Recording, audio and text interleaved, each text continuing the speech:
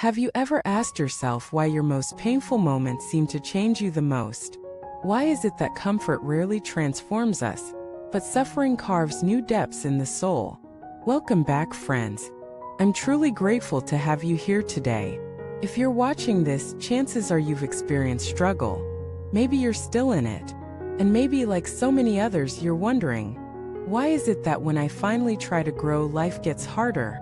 Why do I feel like the more I walk the spiritual path, the more resistance I encounter?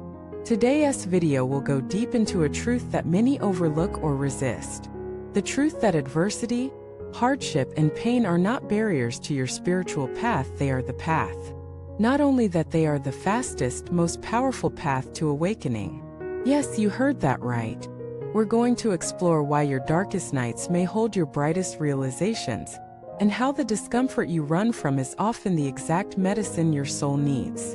We're going to walk through real stories, raw moments, and the kind of spiritual insight that doesn't come from books but from bleeding, breaking, and breathing through the fire.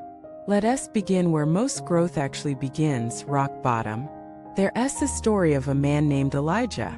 He had built a perfect life on the outside. A good job, a lovely home, a beautiful family. He was respected in his community, but underneath it all he was numb, disconnected, going through the motions of living without feeling truly alive. Then the crash came. His company collapsed. His marriage crumbled. His health deteriorated. In less than a year, Elijah lost almost everything. First, he fell into despair. Nights of drinking, days of silence. He was angry at God, at life, at himself. But something happened in that emptiness. One morning, with nothing left to do, he sat. He just sat. No goal, no prayer, no practice, just stillness, just pain. And in that space, something awakened, not a grand revelation, but a quiet awareness. A presence he had never felt before. A deep clarity that said, "You were never living. You were surviving. Now you are ready to live." Elijah later described that season as the most sacred of his life. Not because it was pleasant, but because it cracked open the layers he had used to hide from himself. This is the paradox of adversity.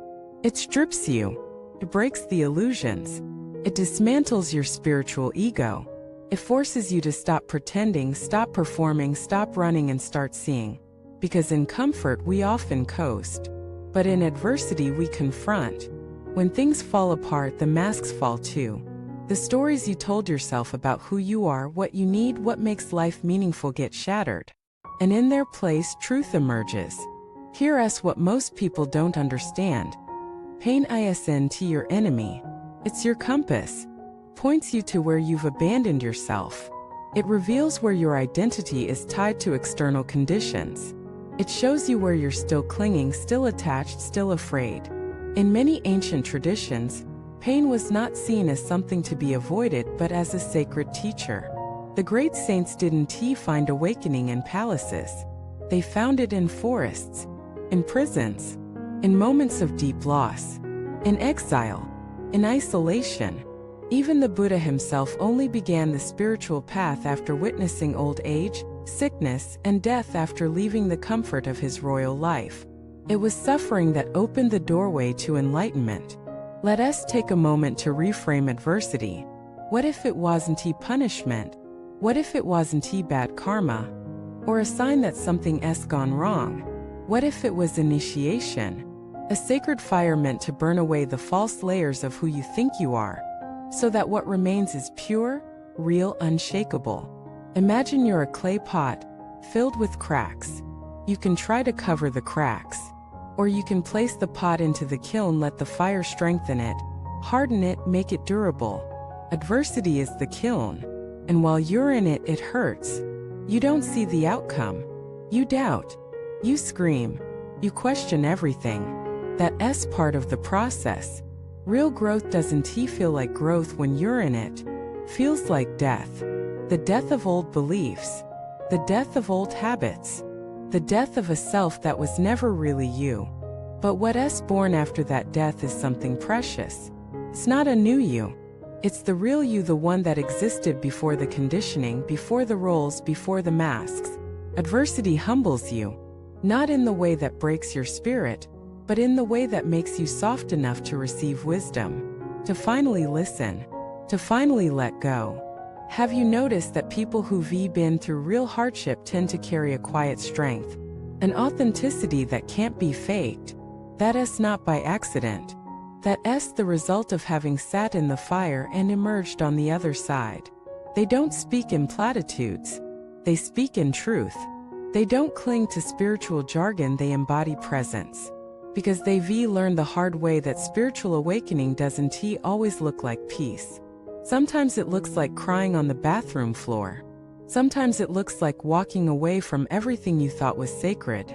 Sometimes it looks like choosing to breathe when all you want to do is disappear. That is real courage. And here's the miracle. Every time you survive what you thought would break you, your soul expands. Your heart stretches. Your capacity to love deepens. You become less afraid of pain and more available for joy. You stop needing life to be perfect. You stop waiting for the storm to pass. Instead, you learn to dance in the rain not as a cliché, but as your actual lived reality. So if you're in adversity right now, hear this. You're not off track. You're not failing. You're not being punished. You're being purified. You're being prepared. You're being reminded of who you truly are. Let the fire do its work. Trust the process you can't yet see. Thank you for watching this video.